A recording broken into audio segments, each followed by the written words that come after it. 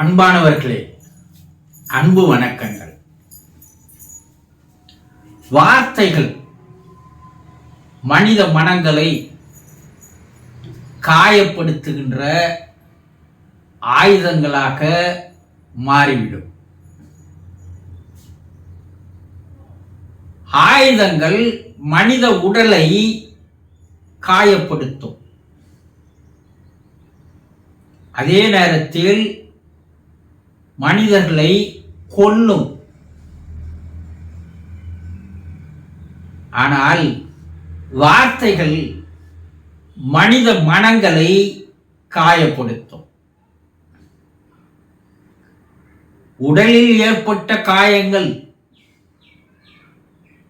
காலத்தால் ஆறிவிடும். ஆனா மனசுல ஏற்பட்ட காயங்கள் ஆயுள் முழுதும் வடு போல பசுமரத்தில் அடித்த ஆணி போல அப்படியே நின்றுவிடும். இதுதான் வள்ளுவர் பல ஆயிரம் ஆண்டுகளுக்கு முன்னாடி தீயினார் சுட்ட புண் உள்ளாரும் ஆறாதே, நாவினார் சுட்ட வடு சொன்னார். உடல்ல தீக்காயம் ஏற்பட்டா கூட ஆறிடும். மனசுல பட்ட காயம் ஆறவே ஆறாது. கோபம் வரும்போது பாருங்க, நம்ம என்ன பேசுறோம் ஏது பேசுறோம்ன்றது நமக்கே தெரியாது. கோபத்தில் வருகின்ற வார்த்தைகள் தீ ஜுவாலையை கக்கிக் கொண்டு வெளியே வருகின்ற அம்புகளாக மனித மனங்களை காயப்படுத்துகிறது. நம்ம கோபத்துல நம்ம குடும்பத்தில் இருக்கிறவங்க மேல தகாத வார்த்தைகள், தரிக்கட்ட வார்த்தைகள், தரம் தாழ்ந்து போன வார்த்தைகள், தகுதியே இல்லாத வார்த்தைகள், அந்த வார்த்தைகளால் அவர்களை நாம் தீட்டுகிறோம் இல்லையா? நண்பர்கள் உறவினர்களிடம் கூட இது போல நம்ம கோபத்தில் என்ன பேசுறோம்னே நமக்கு தெரியறதில்லை.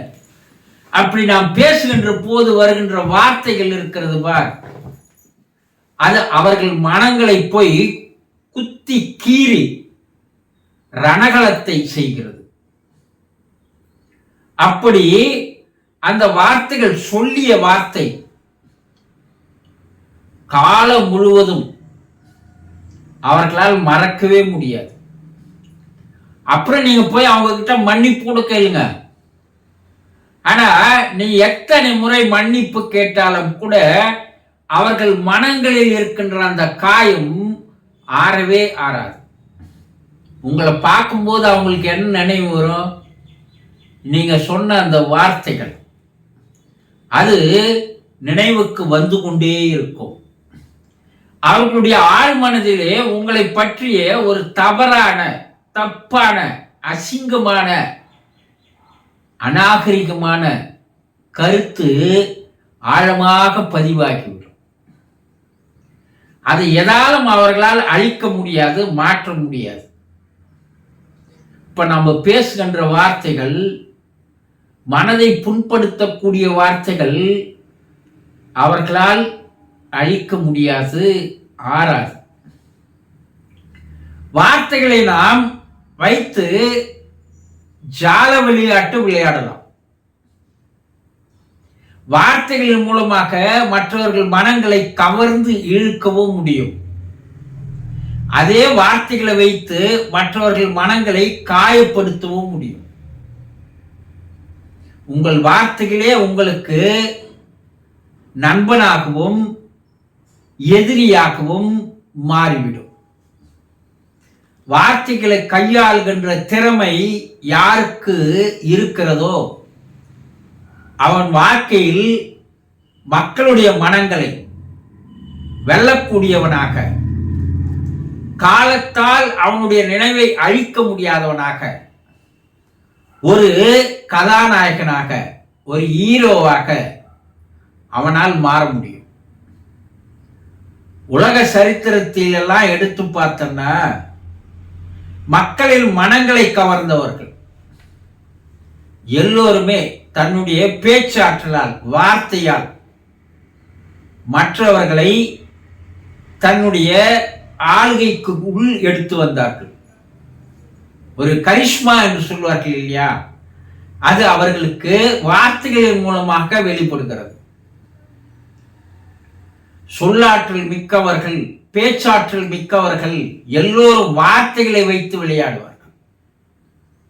ஆக வார்த்தைகளை நாம் எப்படி பயன்படுத்துகிறோம், அதை எப்படி உபயோகப்படுத்துகிறோம், அந்த வார்த்தைகள் எப்படி குளிர்ச்சியானவையா அல்லது வெப்பத்தன்மை உடையவையா, மற்றவர்கள் மனங்களை கவர்ந்து இருக்கக்கூடியதா, மற்றவர்கள் மனங்களை காயப்படுத்தக்கூடியதா என்பதை முதலில் சரியாக தெரிந்து கொண்டு நீங்கள் வார்த்தையை பயன்படுத்தினால் வாழ்க்கையில் நீங்கள் பல்வேறு வெற்றிகளை பெற முடியும் என்பதை நினைவில் கொள்ளுங்கள். சந்தோஷம்.